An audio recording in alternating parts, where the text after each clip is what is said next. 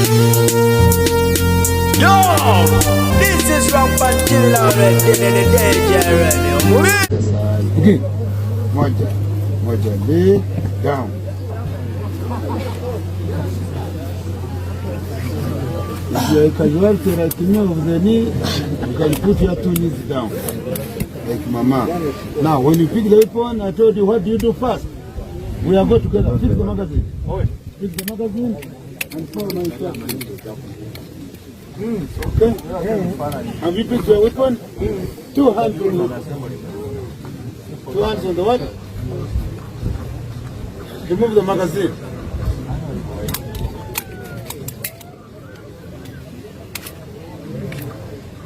I found the road that magazine. How do we fix the magazine?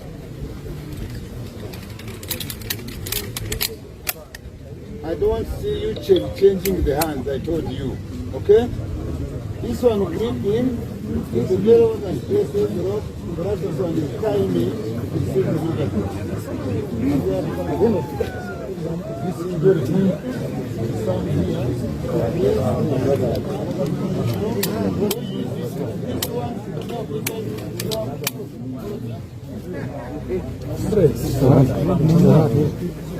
Shaking the front.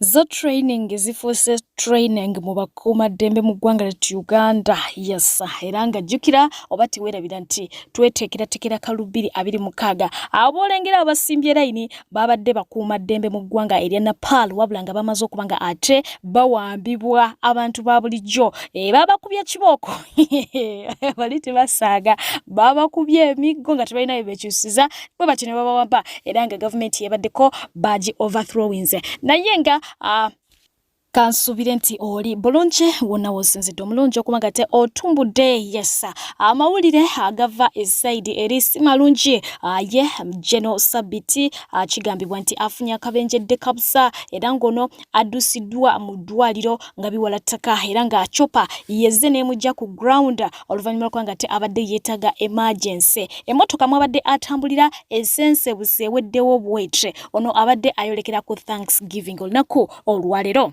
Baba ino yetukuyo tugongolako emipiira naye nga jeno yennyini yabadde avuga jeno Sabiti yabadde avuga bamugamba afune omudule jeno Sabiti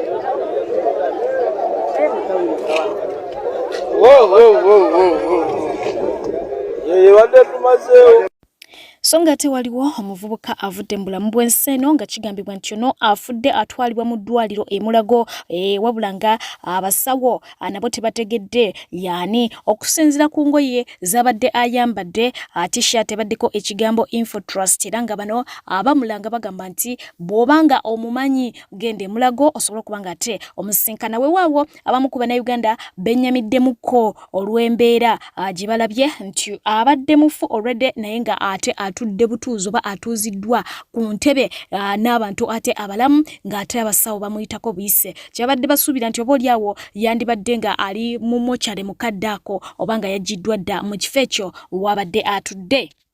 Bannaye mwasiibye mutya abalungi kitalo nnyo nnyini ddala omuvubuka ono musanze bamuleese nga ngenze Mulago mbadde ngenze for check up naye bambi bamutuusizza nga omuvubuka ono afudde naye abadde ayambadde t-shirt ya Info Trust. Aba Info Trust bambiwe muba mumanyi omuvubuka ono erinnya lye litegerekese nga Kakembo Isaac.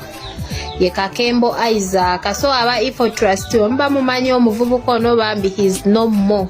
Bannange mutambuze video eno esobole okutuuka ku bantu abamanyi omuvubuka ono naye ng'erinnya lye ye Kakembo Isaac abamuleese bambi. So bannange aba Info Trust waba abadde muntu wammwe bambi omuvubuka ono afiiridde mu ddwaliro e Mulago nga bamutuusizza. In fact bamutuusizza nga already afudde. Tugenze okuyambako tumuteeka awo nange kennyini mbaddeko ate nga ye Nagagga abadde yeevuga bw'atyo anenyezeddwa ku mikutu migattabantu oluvannyuma lw'akatambi kano kubanga kasatulatinga nga atomedde ow'akagaali ate munange n'atayimirira kubaako kyamukolera oluvannyuma lw'akagaali k'omwami no kubanga ate koonooneka kwabadde awenjeza 10. Lwaki abagagga temubannakisa? Musajja wattu omulinyidde akagaali nabadde omuwaayo omutwalo ogukakola tesibatereze olupanka gwe n'omulaga bulazi tovuga emmotoka n'ogenda eyo wane wakiseka tubisanze musajja wattu abadde asala ekkubo naye n'amulinnya n'adda emabega omusajja n'ajjayo akagaali siko navuga buvuzi n'amulaga nti agenda nno omusajja ng'oyo mazima ddala okulimira enkya akamotoka ko ne kakubasama wali eri ku nwegane ng'ogamba ebisiraani wabijjawa omusajja wattu wuuyo atwala emipiira gya 10 gyoza omupiira waguweereza 10,000 omulinyidde eggaali okugiripera nga kitaga emitwalo ng'eno oba 5 naye wadde omuwaayo omutwalo kyokka ovuga emmotoka miliyoni 5.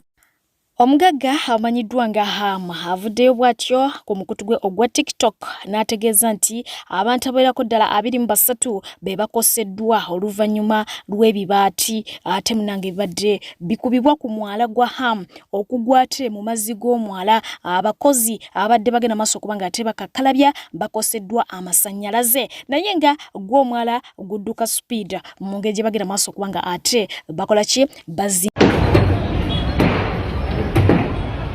bamikwano lowooza omwala gwaffe kyekiseera gubeere munda kuba kati wano bamaze okubikkawo olwedde kati buli eyo gusigadde awo wemulengera kati space balekerawo ogwo ne wali bazimba batwalira ddala paka eri wetutuuse wano naye ng'embeera yeeno eri wano omwala kati gwasigalira eyo mulaba kiri ekituli ekivaawo gwasigalidde eyo space yaagwo ne wano waliwo space endala wano wansi wano era bw'oba otunudde bulungi amazzi ogalengera eyo wansi so omulimu sofa we gutuuse wano omusajja azimba akirako enkuyege kiro na misana nstop oleka bakubambawo osanga bamazeewo paka neeri kati abayiwa enkokota abalikyali mu ground bali eri mu maaso eri agenda ku new park ku new park wenyini we bali naye okuva wano ewakiseka mukuwano mooro gwo guno gwogenda wansi bavaayo kati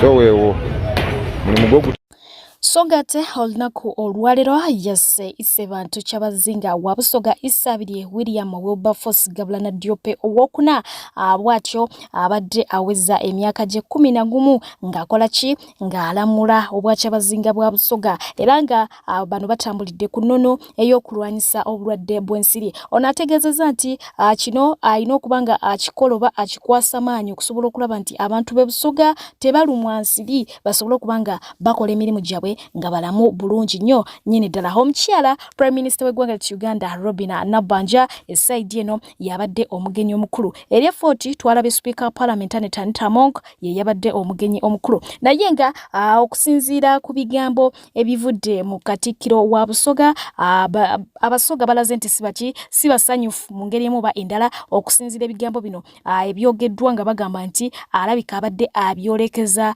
omukyala amanyiddwa nga Rebecca Alitwala Kadaga.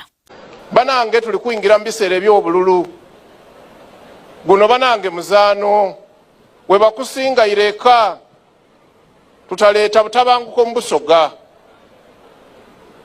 tuli basaba buli muntu awagire gwawagira mu mirembe ate mutayingiza bwakyabazinga mu politics waimwe wojayo bajjani bakukubirayo kale toera n'oluko tulukuwagire ja bakukube oba bakwimye kaadi bikomeeyo oire Busoga tube ba mirembe tuli kubasaba banange mutatuyingiza mu nsonga ezo ate bano omusoga akoba nti mwina akuwa gwokola ki Mama Prime Minister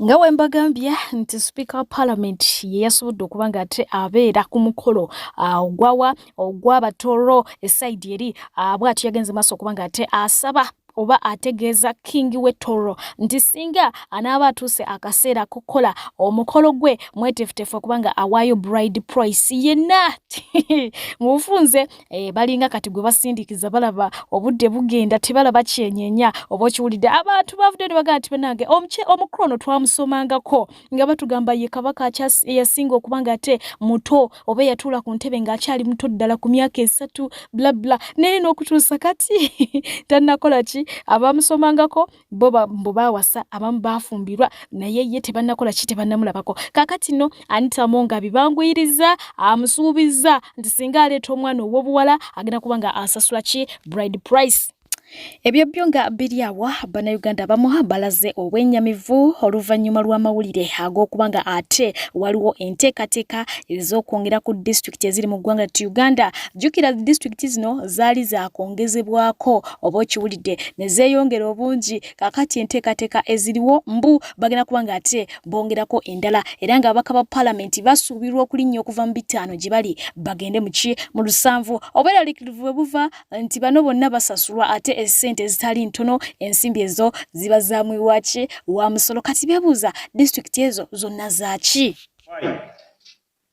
To having received the report of the Minister of Local Government to support the creation of Mukuju District, Mulanda District, Kisoko District, and Tororo City in the financial year 2025-2026, subject to the law. 6. To support the creation of Bugendera District out of Bundibuju District in the financial year 2025-2026, subject to the law. 7. To handle the creation of other districts, cities, and municipalities subsequently in the period 2026-2031. I submit. Ebyo byonga biri awo bannalwengo si basanyufu n'akamu n'akatono ddala ku lw'embeera y'agamu ku masomero agali mu disitulikiti yaabwe era nga bano bagamba nti be bamu ku abo abasingira ddala okulonda omukulere Kaguta Museveni ate ng'era ne disitulikiti yaabwe esingamu babaka ba NRM naye bennyamivu olw'embeera y'agamu ku masomero agali esayidi eno. Bannalwengo yerina essomero agamu ge tulina emyaka omukulembeze w'eggwanga gy'amaze ng'akulembera eggwanga lino Uganda. Lino essomero Lwengo teriwala nnyo, Lwengo eno bamuwagira nnyo era n'ababaka bonna abaliyo b'NRM ne ssentebe bw'NRM naye laba essomero abaana abasoba mu 500 abasomera wano kya buswavu nnyo eri abakulembeze abatukulembera naddala pulezidenti Yoweri Kaguta Museveni muli baswavu nnyo emyaka okubanga tulina essomero bweriti kya buswavu. Because I worked for everything myself. I feel very proud. That's why I don't care about anybody. Sinaguneguya kubanga tewaliwo eyali anyambyeko nze ng'omuntu. It doesn't matter because I'm not working for. I'm working for myself. I'm not working for other people. I'm working for my grandchildren, for my children. Simon byabakama ekire Nepal tokiraba oboloza tulimbya kusaga gitawo wano wetulaga tugenda kufa Kuno kanga muzibu. Sikirabanga ko kuyaka jankulidde. Bwe nsoma erinnya lyo ng'omanya mu Dogo Nation bakoowa dda n'eggwanga lyonna. Oteekeddwa osasulira ebikolobero byo. Mugenda Bukogo omwala. Saagala muntu yenna agwayo. Muwulidde? Mpulira. Anita Amongo. Kiki ate? Tobaliridde famire yo. Buuka omwala. Katonda yange. Owinyi ddolo. Eggwanga lyabulamu obwenkanya. Mutulugunyiza bannansi. Yitawo. Mazima. Kijja batuukako. Omuku. Bajja bakuba. Damulira owa CMY. N'okusiyaga musiyaga. Ne mutulugunya bannansi nga batulugunya ebiyenje. Nga mulinga abatalaba kikiri ne paalo. Yitawo.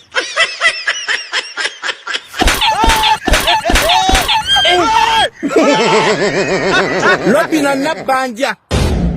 Tukubanja Kibalama. N'abasibe bonna. Olinga atalabye Nabbanja we Nepaalo. Goloza bya kusindika mannyo. Yitawo. Genda kumanina.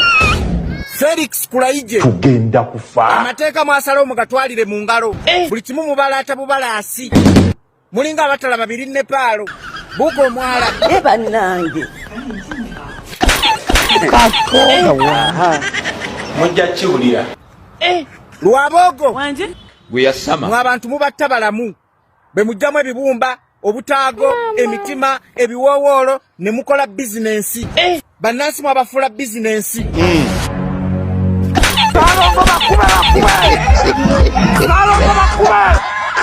Balamu. Gwe weesaddaakira Museveni. Naye ogenda tuuka akaseera nga takyasobola kuyamba. Yitawo. Mama. Kajanja kumanina.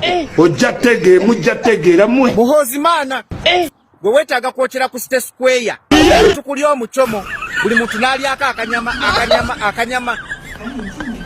Yitawo. Mudala. Enkyanyama. Tibuhabulwa. Nenfa.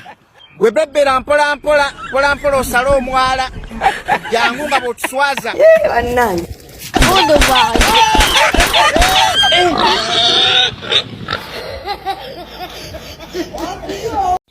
Oyo Half London mukuwanga bonus wewawo ye omukromanyiddwa nga Alien Skin agenze maso kubanga ate asaba Nabbanja nti ayagala kuweebwa kifo okiwulidde jjukira abana abasinga naddala abali mu entertainment ebifo tebatawana na kwesimbawo babawi bakira bukezi kumacha nga baba wa title gwe presidential advisor gwe gundi kakati naye akozesa akakisako n'asaba okubeera minister wa finance bamugambye agene maso kuba campaign ajja kufuna ekifo kyayagala.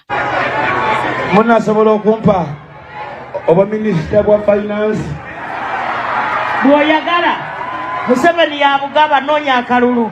Anti kati bano balaba bali wano. Nze nina emitwe gye mmanyimu egyetaaga owola ku ssente newe kiba teginandaga muntu.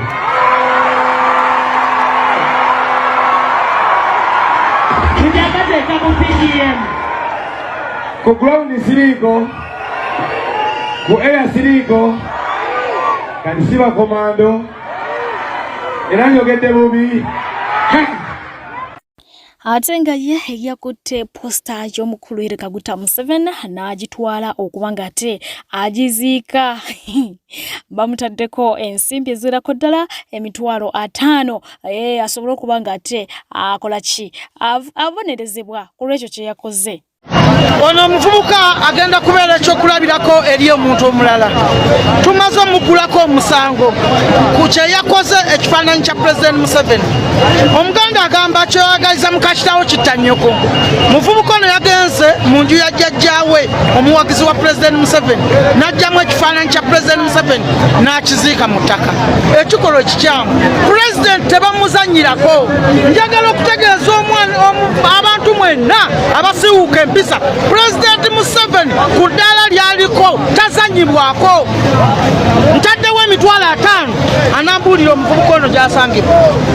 Eyakutte ekifaananyi kya President Museveni n'atandika okizannyirako. President Museveni waliwo abamukiririzaamu ayina abaana abako n'abazzukulu ayina naffe abazzukulu ng'okwata ekifaananyi kye ng'okikola bw'otyo ono omuvubuka agenda kubeera ekyokulabirako ntaddewo emitwalo 5 anambuulira omuvubuka ono wasangibwa bwali ono omuvubuka wakwatibwa bwati agenda kusimbwa mu kkooti nga tuvumirira abavubuka abakola ekikolwa ng'ekyo. Ate nga ye omusajja wa Umeme yabadde agenza okuba nga akakkalabya emirimu gye ku muti gwa Umeme n'asangayo ekipande ky'omukulira Kaguta Museveni nga kitimbiddwa almost mu waya z'amasannyalaze n'akitimbululayo. Ono yafunye okulabulwa okuva ku account eriko amannya ga Genome Halls Kainerugaba mu capital letters ng'agamba nti kino kye yakoze kwabadde kuyisaamu muzeeyi maaso era akole ki anoonyezebwe okitegeera ng'alaga nti yawandikidde ab'ekitongole ky'amasannyalaze. Okiwulidde omwami oyo yakole ki akwatibweko. Weewaawo omu ku babaka okuva mu kibiina kya National Unity Platform yavuddeyo n'avumirira okutiisatiisa kuno ng'agamba nti oli kye yakoze kyabadde kituufu lwa nsonga ekipande we kyabadde tewabadde watuufu. Ku nsonga y'ebifaananyi mwalabye akafaananyi k'omuvubuka eyabadde owa Umeme.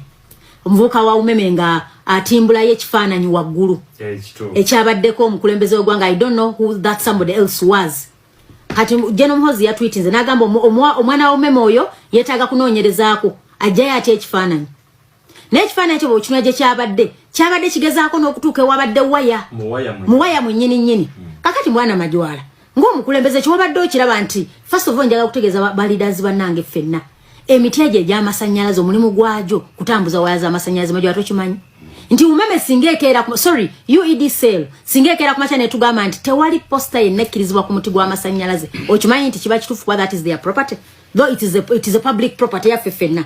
Kati nze n'ensaba naffe nga tutanzibwa nze nyina kye nafuwa wasinze nti jjukira buli ateekako ekipande akubamu omusumaali mukimanyi nti egyo emiti gigenda kunafuwa. That is our property. Oba tulina okutandika okulowooza nga bannayuganda era endowoozaano gye twayongera maaso tugenda kulaba how best we can do campaigns ebipande ebyo ne bibeera mu bifo first of all ebita distracting nga byantambula ebimu obisanga nga byateekeddwa mu bintu nga olaba mu mateeka g'ebyenguudo twalibadde tutula let us harmonize ye enjoga gye twagala okutandika okutwala kati nti naye kino emiti bwe tugikubamu emisumaali si ffe kennyini abagenda okuddamu okugikuba. Sebo Geno omuweereza w'eggwanga omwana oyo yabadde ku mulimo gwe nenkolinga all my colleagues mugende mutimbe ebifaananyi nga mukimanyi nti eyo si property yo. Property eyo erina omulimu ogwagiteesawo omuti baaguteesawo okutambuza amasannyalaze. Bannaffe bano oba tugumiikiriza ne tuteekako ku bipande byaffe kuba biri season naffe tukikole n'obuvunaanyizibwa. So omwana oyo wa UED cell Genome Halls nkusaba tukkakkane omwana oyo talina musawo gwe yakoze ki abaana Majwala tulina baprotectinga okugyayo ekifaananyi naye yakiteekayo bubi mu waya eri waggulu. Actually it was even risky to whoever yakiteekayo. Ani abalimba nti abavuga bodaboda tebakuba kyeyo. Omukisa guno Malden International Labour Consultants Limited egabudde ekuleetedde omukisa okukola nga delivery bike rider mu kibuga Dubai. Omusaala musava ate nga visa efuluma mu bwangu ddala abeetaze basange Namuŋŋoona Nakibinge Road mu Rubaga Division. Bakubire ku namba zaabwe z'essimu 0787752329 oba 0747838821 oba 0772830026 beba Malden International Labour Consultants Limited okujja mu bwavu. أعوذ بالله من الشيطان الرجيم الحمد لله والصلاة والسلام على رسول الله mbanjulira Shehe Ashraf Dembe oyagala genda Bulaya omwana yabula obufumbo buyuga amajini gakwesibako bakuloga byotunda tebitambula oyagala kyusa bulamo visa yabula Shehe Ashraf Dembe ayina edduwa ezimalayo weekwate edduwa za Shehe Ashraf Dembe okumanya ebisingako mukubire ku nnamba eyo gy'olaba. Assalamu alaikum. Ate ngeyo mukramanyiddwa nga Frank Gashumba ku mukramanyiddwa nga Bobi Wine kwatava yasa ono yagenze maaso kubanga te ayongera omukolokota ng'agamba nti element ey'okubeera omukulembeze w'eggwanga Uganda tagimulabamu wadde n'eddakiika n'emu era ne ku ensonga eyo tasobola kumuwagira. N'agamba nekye bw'aba azze eri mu layini ey'okubeera omubaka wa Parliament nti ebyo abisobolera ddala awajja kola ki ajja kumuwagira oba si ekyo ataddeyo mu music awajja kubanga ate abeera kyali waliwe nnyo nyini ddala naye nga ko agatemba tussako abantu abavuddeyo nga mukwano bagamba nti ku Bobi Wine kwe batava era nga kwe kuli n'omukyala agamba nti afunye okutisibwa okwenjawulo naye yetagenda kukyusa ndowooza ye ate nga ngenda kutussako ne Bobi Wine mwenyini ng'ali mu kaddeke akeddembe n'abaana be. But it will clear throat even more. Eh, that's nice. And you sing nice with your customer.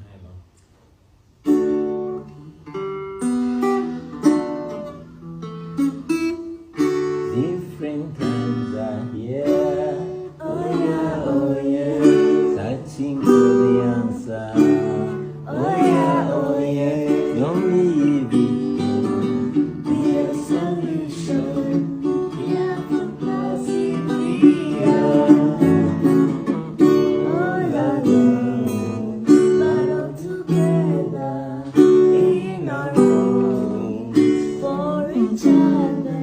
I know we'll find our way in Africa.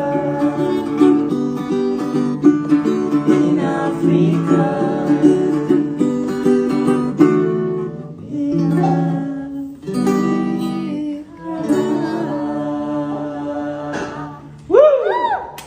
Got that.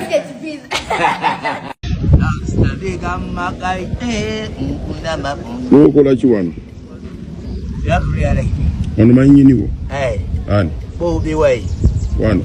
Wano nno wange si wa Bobi Wine. Wani? Wange. Erinnya lye? Niyo okolawo ki wano? Anti erinnya lyo? Erinnya lyange bampita Kiwanuka. Ate zibampita Bobi Wine.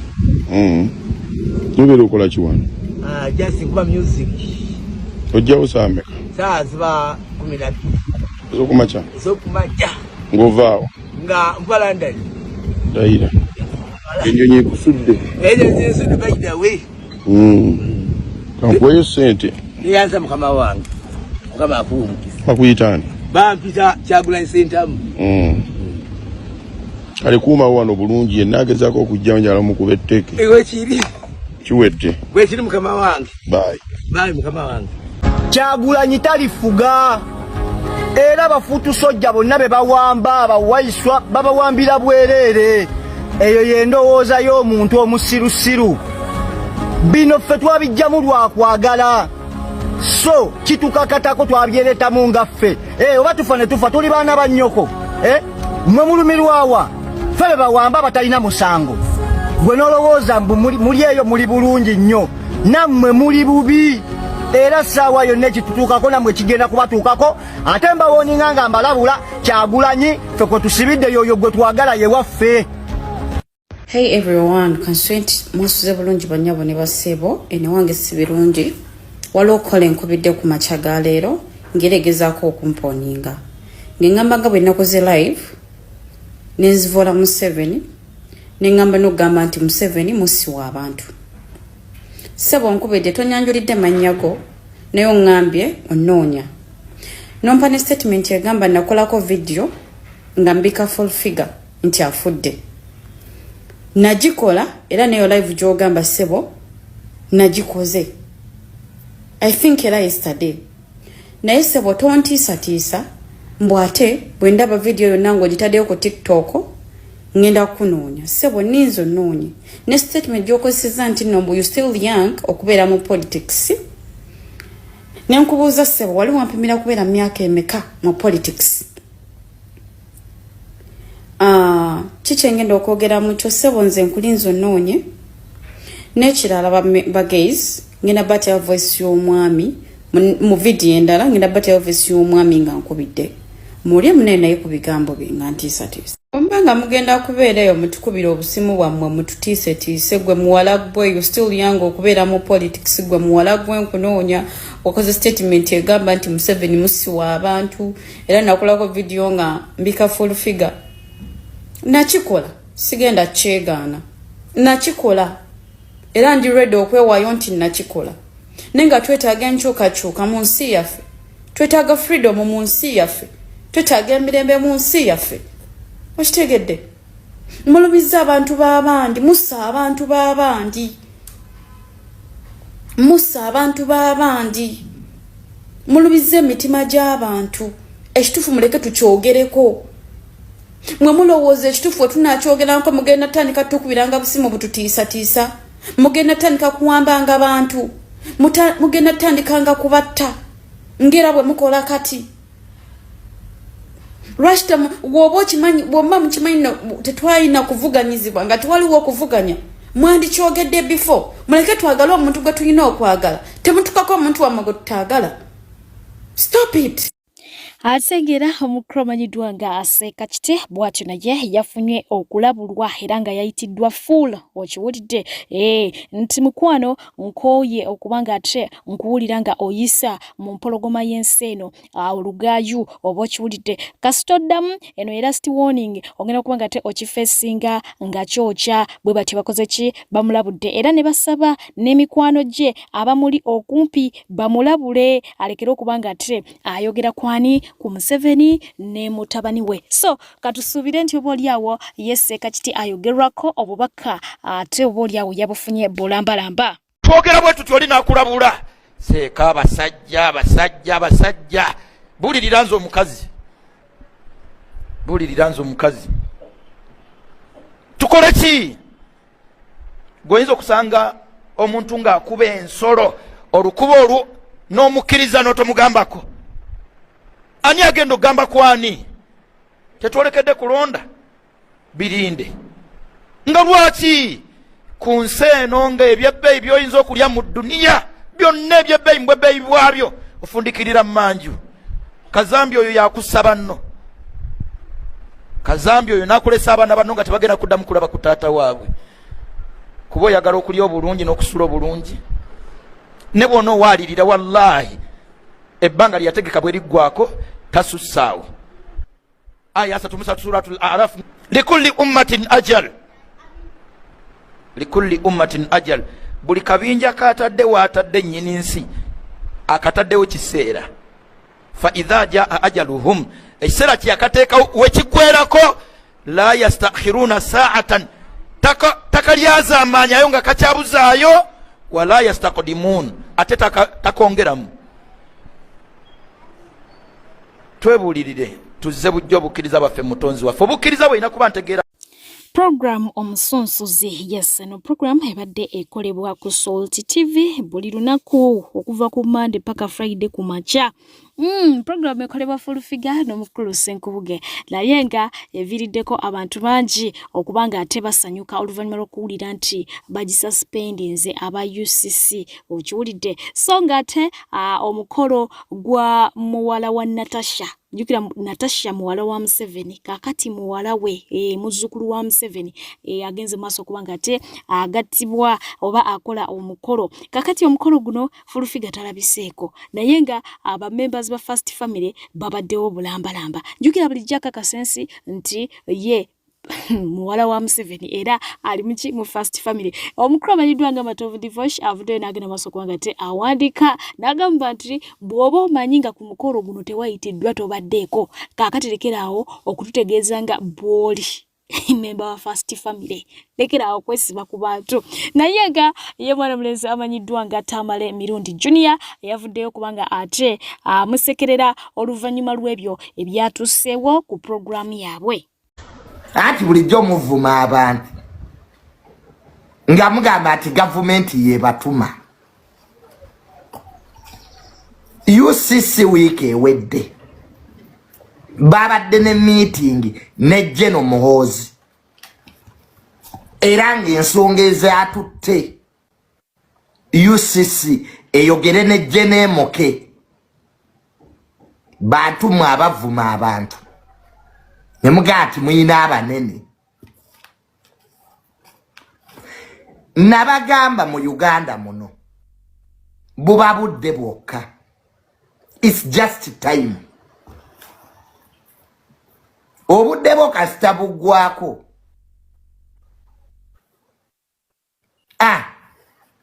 kati Senkubuge Soroti mugenda kutegera ate eggwanga lirina amateeka eyo pulogulaamu mwali mwagitta dda muvumirako abantu temugambwako kati mulabye today abambadde mugikolanga n'okusoma temwasoma toyina wadde ebbaluwa ya mugigi okeera tuula ku TV kuvuma bantu obwo obudde kati bwaweddeyo. That time is now over. Banange tunabulwa kati we tunwera ku mazzi omusunsuzi kati yo gye basunsula kale muli b'amaanyi mugizeeko kati nabagamba nammeere si mwangu. Yes, full figure abamulwanisa bangi. Namugamba wano full figure. Ne mugamba nti abakulwanisa bayitirivu. Oyina okukakkana. Waliwo ebiseera ng'olina osooka n'okuwulinga. Ekiyita ne kiyita. Olunaku General Lweyiso lwe yakugamba nti full figure lekerawo okuvuma we wali osirikira. Naye the moment wosigadde ng'olaga ti oli w'amaanyi kati ebivuddemu byebyo.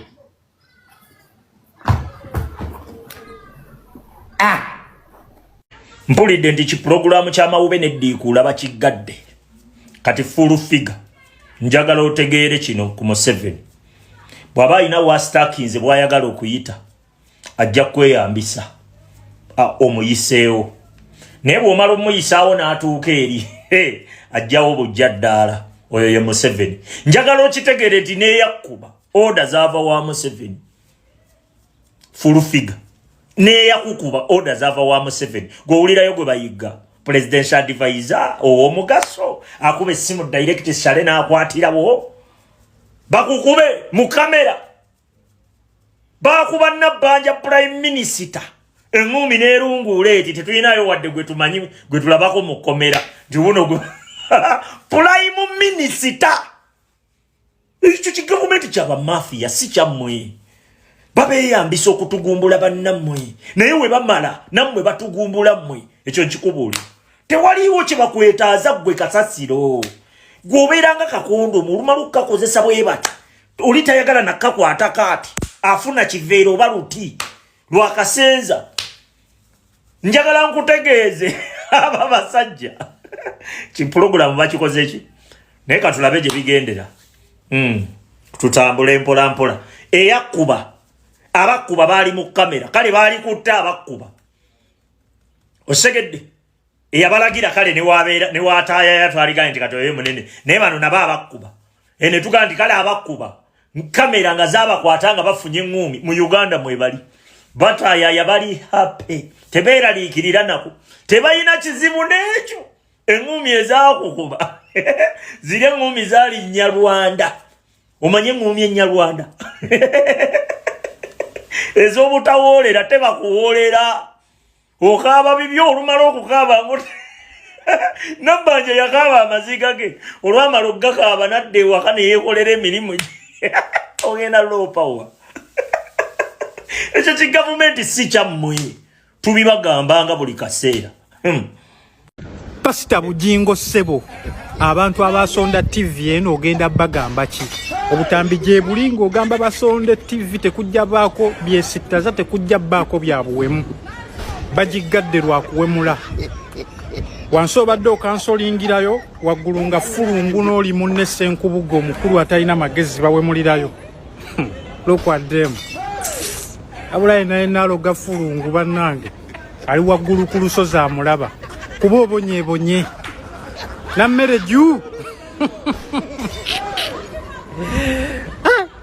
oba wabbande ku musabo oba wafiirwako mbwa fulufiga oba bakunaaza bbuza wakava okukubanga omubbi w'akasimu yenna eriiso n'oba ng'otakulira eno kati baggobye ne wobadde ojja ekikumi lwakuwemula ate tonnaba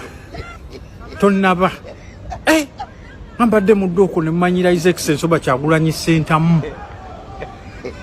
Tonnaba nammere jju. Bakuba luli tubadde tuli awo nga tumanya abakuba ogenda basi bofuneyo k'okulya.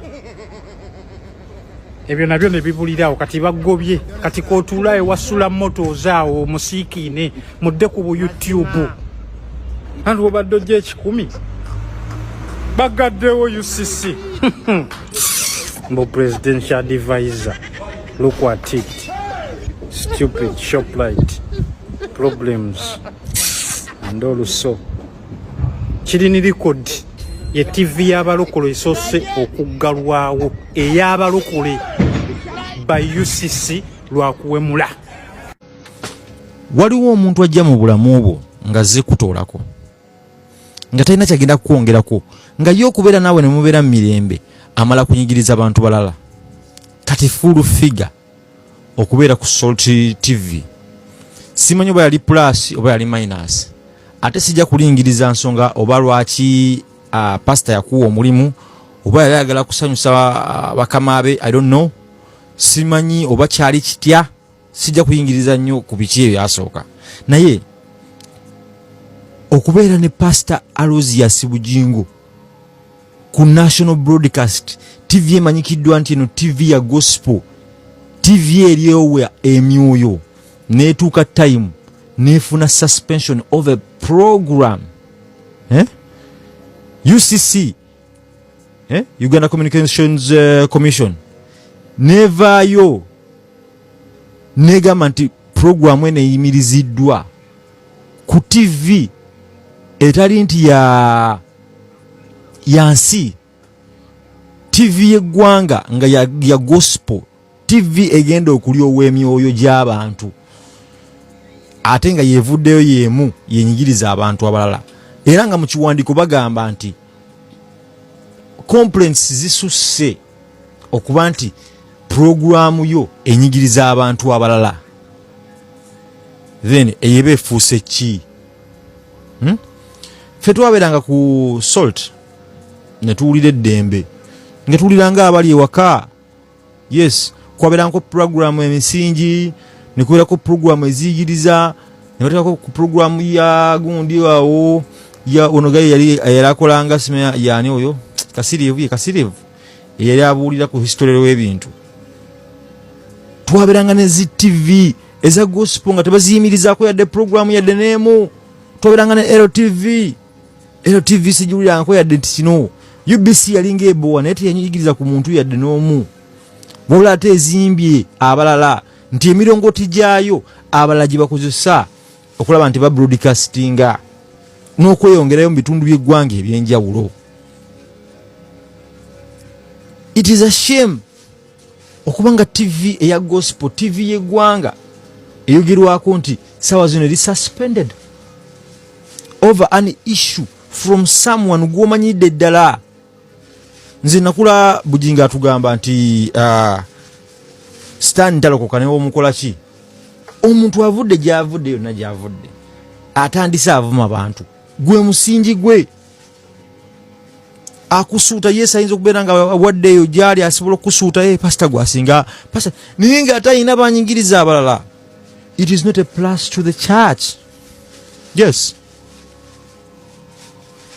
ndi mukambo muleero nzize ffe twabeeranga mu kyaki ya Bujingo every day tuwadde mu kyaki ya Bujingo ku Salt okutubaddeko ne kamera zaatukwatako nga tuli awo tusonze but we don't even come even that is not an issue but okulabanga ate omusingi gye wava gutandise okubanga guyuga it is not nice at all.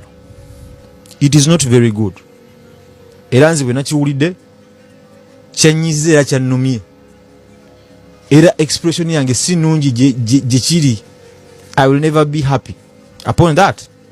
Simanyi gwe ndowoozayo simanyi oli ndowoozaye but me as personally kinnumye. How can nekifulumira mawulire nti TV etali nti yansi TV ya gospel eriko omuntu wanyigiriza omuntu omulala. Hey, please wake up.